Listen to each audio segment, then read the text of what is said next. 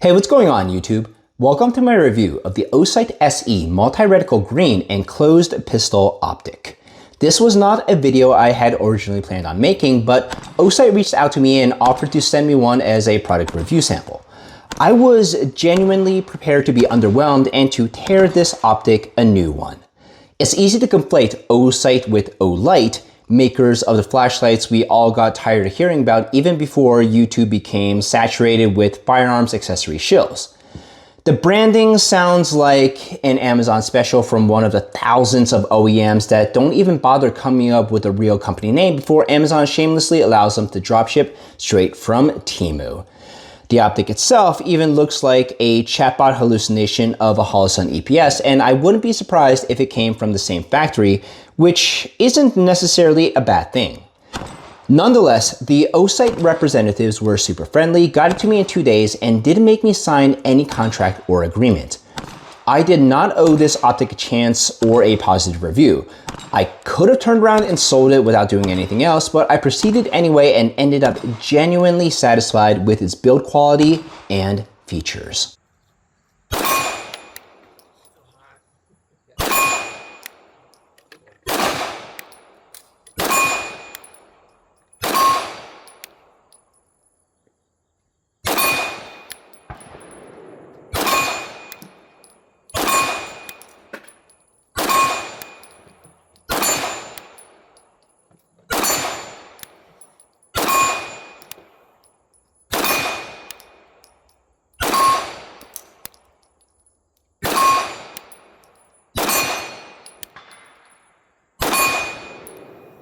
As an enclosed optic pistol emitter, the emitter that projects the reticle is protected by the optic housing and a rear window. You don't have to worry about dust, debris, or, which was relevant to me in February, snow obstructing the emitter.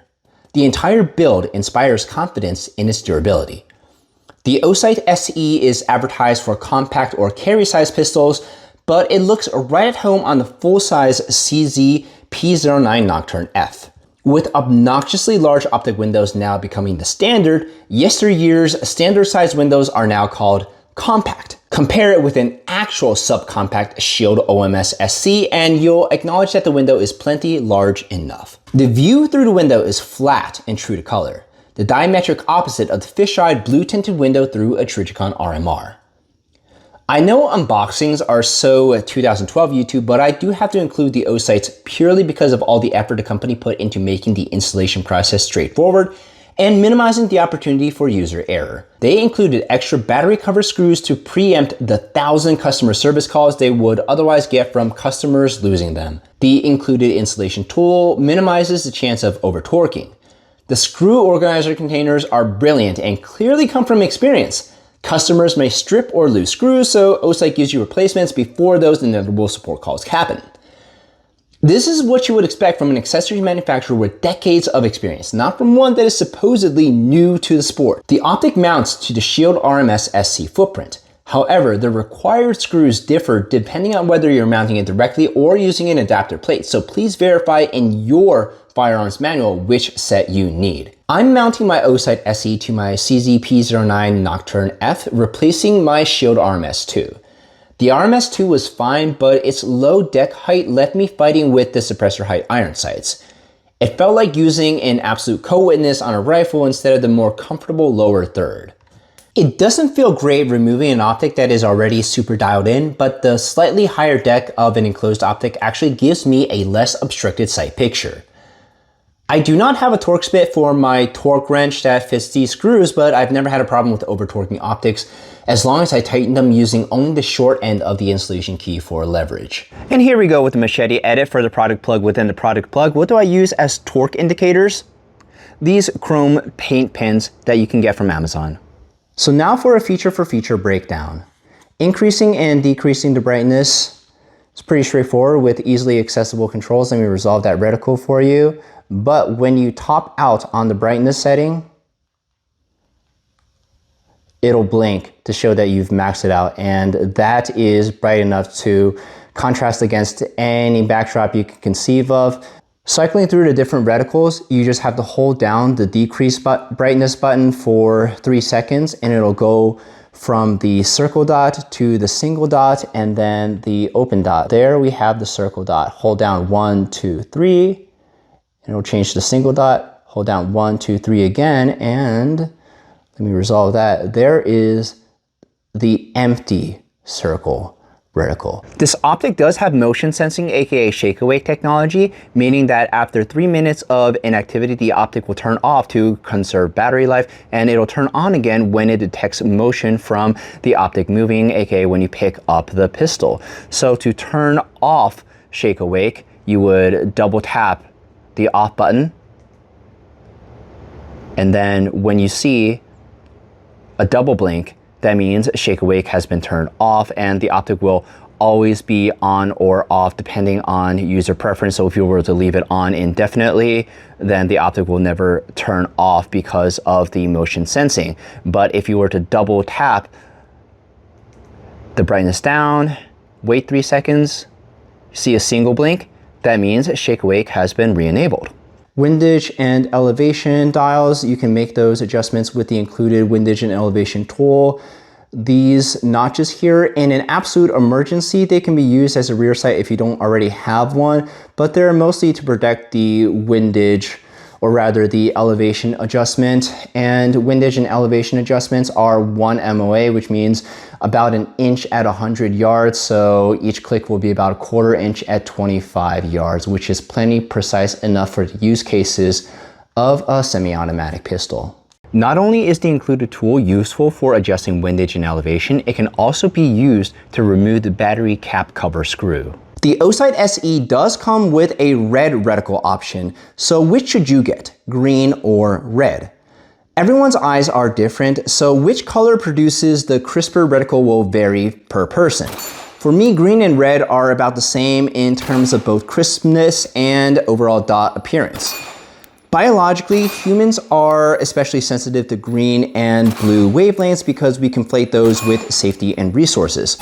Compared with a red dot sight, that means the green reticle can remain clearly visible at a lower brightness setting, so you don't have to crank it up so high, minimizing the chance of reticle bloom causing imprecision.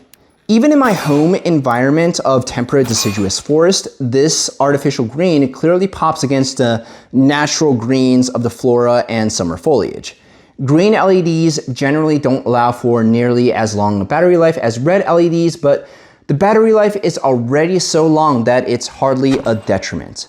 A red dot will contrast plainly against almost every environment, so it is all but impossible to make a one-size-fits-all recommendation of green over red. It's best to try both to determine your own preference. So what reticle do I actually prefer? The dot, circle dot, or open circle? The dot is the most flexible across all target types. I find the circle dot reticle too crowded in the small pistol optic window, and I don't use it unless I'm shooting at A-zone size targets or larger. As silly as it sounds, I often prefer the open circle over the circle dot because it doesn't make the window feel as busy. The 32 MOA open circle subtends about 8 inches at 25 yards, which is plenty large enough for A-zones at that distance.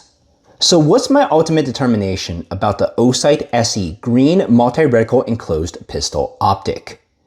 I went into this fully expecting to review an Amazon special Hollow Sun imitation that I could tear apart on camera. Instead, I got a thoughtfully packaged, well-built, enclosed emitter optic with a clean, flat window, useful reticle choices, straightforward controls, and an installation process designed by people who understand all the stupid little ways customers lose screws and ruin equipment. The OSight team is experienced beyond their years. That does not mean that OSight has instantly earned the pedigree as Trigicon, but I can tell you that what's in front of me right now is that the OSight SE does not feel like a gimmick, a disposable Amazon optic, or a product I have to make excuses for because it was sent to me as a review sample. It looks right at home on the P-09, gives me a cleaner sight picture than my old RMS2 did, and provides every reticle option I would realistically use. 1318.2 FPS. Wow. I know there's not exactly a shortage of OSight product reviews, not just on YouTube, but across all of social media. And I'm shamelessly admitting that I'm shamelessly joining in, but that doesn't mean that OSight has come up with a product that they can only move because they have influencers coming to bat for them. Not in the least. This is actually a very decent product at a competitive price point. My only recommendation is that there be a feature, even at this SKU, for auto brightness. So if you're going across varied lighting conditions, you don't necessarily want to be fidgeting with a holstered pistol all of the time to be adjusting brightness. So auto brightness will be a feature that's appreciated for those type of situations. Anyways, thank you OSight for sending me a product for review. No questions asked, no strings attached. Thank you guys for watching this video all the way through. My name is David and I will see you in the next one.